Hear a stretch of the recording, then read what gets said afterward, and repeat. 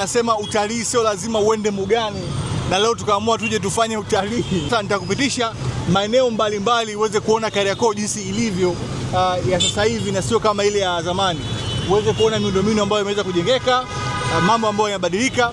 Ungana nami kuanzia mwanzo mpaka mwisho uweze kuona kwa ufupi na kwa uchache jinsi Kariakoo ilivyobadilika kwa sasa hivi.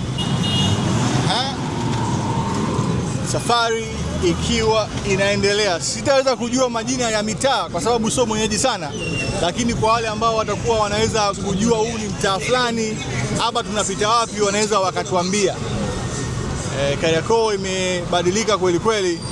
Nadhani hapa tunaingia kwenye huu mtaa wa soko jipya la Kariakoo lililotengenezwa. Hili ndio soko jipya lile, naona mpenzi mtazamaji, kama unavyoona. Nafikiri lilizinduliwa juzi. Wenyeji wa Kariakoo watuambia hapa sasa hivi tunapita mtaa gani. Tumetoka soko jipya la Kariakoo na hapa sijajua tuko mtaa gani, ila tunaona hapa kuna hoteli inaitwa Peel Hotel hapa ipo tunaipitia. Hii ndio Kariakoo ya sasa hivi. Kwa yule ambaye hajawahi kufika Kariakoo muda mrefu, nimeamua kupatia fursa hii uweze kujionea moja kwa moja. Utalii wa Kariakoo unauonaje?